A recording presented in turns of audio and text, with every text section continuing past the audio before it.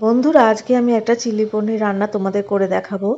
তার জন্য আমি পনির চৌকো চৌকো করে কেটে নিয়েছি, সাথে ক্যাপসিকাম আর পেঁয়াজও চৌকো চৌকো করে কেটে নিয়েছি, আর একটু কিছু লঙ্কা কুচি আর রসুন কুচি। লঙ্কাটা তোমরা যে যেরকমভাবে ঝাল খাবে সেই রকম পরিমাণে দেবে। এর সাথে লাগবে আমাদের টমেটো সস আর সয়া সস। এরপর আমি একটা বাটি নিয়ে নিয়েছি, বাটির মধ্যে আমি পনিরগুলোকে নিয়ে তার মধ্যে কর্নফ্লোর দিয়ে ভালো করে নেড়ে চেড়ে কোট করে নেব। তার মধ্যে একটু সামান্য নুন দিয়ে নেবে, আমার সেটা দেখানো হয়নি। ভালো করে কোট করে নেওয়ার পর তারপর তেল দিয়ে এগুলোকে এক এক করে ভাজতে হবে। প্রত্যেকটা পনির এক এক করে ভাজবে। আর বন্ধুরা, যদি আমার রান্না ভালো লাগে আমার চ্যানেলটাকে লাইক করে দিও ও সাবস্ক্রাইব করে দিও। এইভাবে এক এক করে পনিরগুলো দেবে, ভালো করে ভাজবে। সব পনির আমি ভাজা একসাথে দেখাচ্ছি না, তাহলে ভিডিওটা অনেকটাই লম্বা হয়ে যাবে।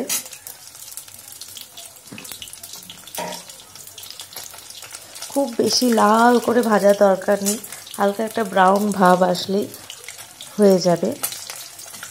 খুব লাল করে ভাজলে স্বাদটা ভালো আসবে না, ভালো লাগবে না। আর যদি মনে করো একটু একটু লেগে গেছে, সেটাতে কোনো অসুবিধা নেই।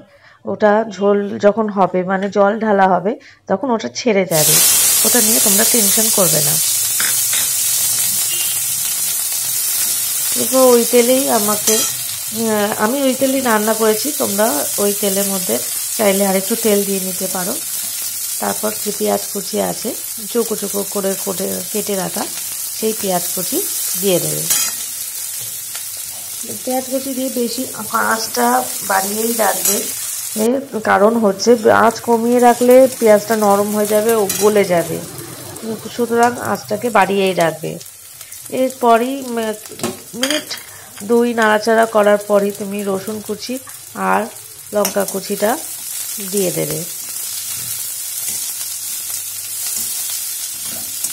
পেঁয়াজগুলোকে যখন চৌকো চৌকো করে কাটবে, ওটা একটা একটা করে খুলে নেবে, সব আলাদা আলাদা করে নেবে কাটার পর। এইভাবে ভালো করে নেড়ে চেড়ে নেবে। খুব আঁচটা যেরকম বললাম একদম লো রাখবে না, মিডিয়াম থেকে হাই ফ্লেমেই রাখবে, তবে গিয়ে হালকা একটা ব্রাউন ব্রাউন ভাব আসবে। এরপর কী করবে, তোমার যে ক্যাপসিকাম কুচি আছে সেই ক্যাপসিকামগুলোকে দিয়ে দেবে। এগুলো আমার আগে থেকে কেটে ধুয়ে রাখা ছিল।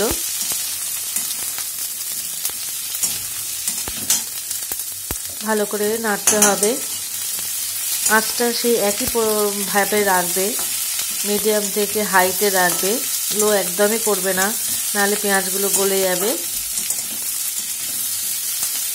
চিলি পনিরে দেখবে পেঁয়াজ গলে গেলে ভালো লাগে না, পেঁয়াজগুলো একটু বেশ দেখা যায়, সেটা বেশ সুন্দর লাগে।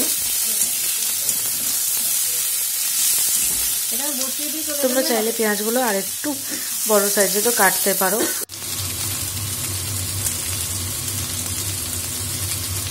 এরপর আমি একটু নুন দিয়ে নেবো, বড় থেকে একটা টেবিল স্পুন, সেই 1 টেবিল স্পুন নুন দিয়ে দিলাম।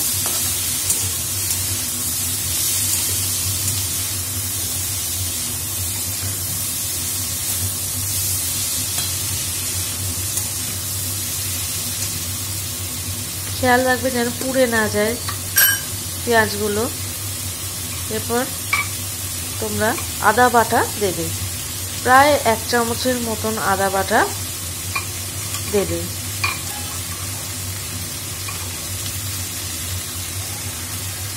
আমি দুবার দিলাম একটু একটু করে, মানে এটা প্রায় 1 চামচের মতন,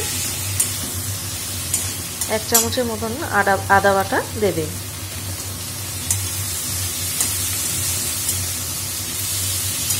ভালো করে মাখিয়ে কষিয়ে নেবে যাতে আদার গন্ধটা না থাকে।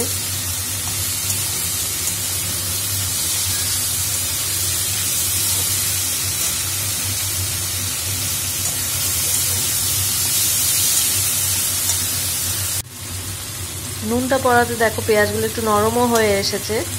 এরপর আমরা 1 টেবিল স্পুন সয়া সস দিয়ে নেব। সয়া সস খুব বেশি পরিমাণে দেওয়ার দরকার নেই, একটা কেমন একটা অন্যরকম স্বাদ হয়ে যায়। বড় একটা চামচের যে 1 টেবিল স্পুন দিলেই জিনিসটা হয়ে যাবে। তারপর 3 টেবিল চামচের মতন টমেটো সস দিয়ে নেব। এর সাথে একটা কথা বলি, এর মধ্যে চিলি সস পড়ে, যেটা খুবই জরুরি, কিন্তু আমার ঘরে বাচ্চা আছে বলে আমি চিলি সসটাকে দিইনি, স্কিপ করে দিয়েছি। তার কারণ অতিরিক্তই ঝাল হয়ে যাবে। এমনিতে আমি অনেকটা লঙ্কা কুচি দিয়েছি, কিন্তু তোমরা এই টমেটো সসের উপর চিলি সস দেবে। দিয়ে ভালো করে জিনিসটাকে নাড়াচাড়া করবে। দিয়ে আমি এখানে গরম জল দিচ্ছি, তোমরাও গরম জল দেবে। রান্নার চেষ্টা করবে, যখনই রান্না করবে তোমরা গরম জল দেবে, তাতে রান্নাটা খুব টেস্টটা খুব ভালো হয়।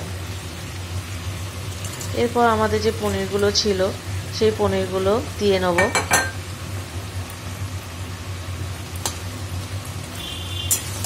পনিরগুলো একটুখানি ভেঙে ভেঙে লেগে থাকলে ভেঙে ভেঙে খুন্তির সাহায্যে দিয়ে দেবে, তাতে কোনো অসুবিধা নেই। আর ঝোলটা যখনই যে জলটা দেওয়া হয়েছে সেটার সাথে লেগে গেলে ওটা আপনি আপনি ছেড়েও যাবে। আমার আর একটু জল লাগলো, আমি একটু জল দিলাম। দেখো কি সুন্দর কালারটা এসছে। ভালো করে এবার ওই মিডিয়াম টু হাই ফ্লেমেই জিনিসটা ফুটতে দেবে। এটা খুব বেশি লো করবে না, তাহলে গলে যাবে।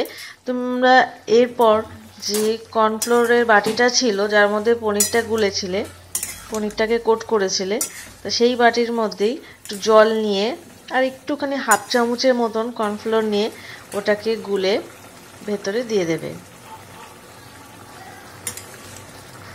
তাতে যে ঝোলটা আমাদের হয়েছে সেটা একটুখানি গাঢ় ভাব এসে যাবে। দেখো আমাদের রান্না হয়ে গেছে, কি সুন্দর একটা রং এসেছে, হালকা একটু গাঢ় গাঢ় ভাবও হয়ে গেছে। এটা ঠান্ডা হলে পরে আরেকটু ভালো করে গাঢ় হয়ে যাবে। একটু কিছুক্ষণ ফুটতে দেবে। খুব সহজ ঘরোয়া উপকরণ দিয়েই এই চিলি পনির আমার রান্নাটা হয়ে গেছে। আমি গ্যাস অফ করে দিলাম।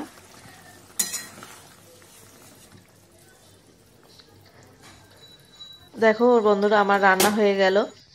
ভালো লাগলে লাইক সাবস্ক্রাইব করে দিও। চিলি পনির রান্না।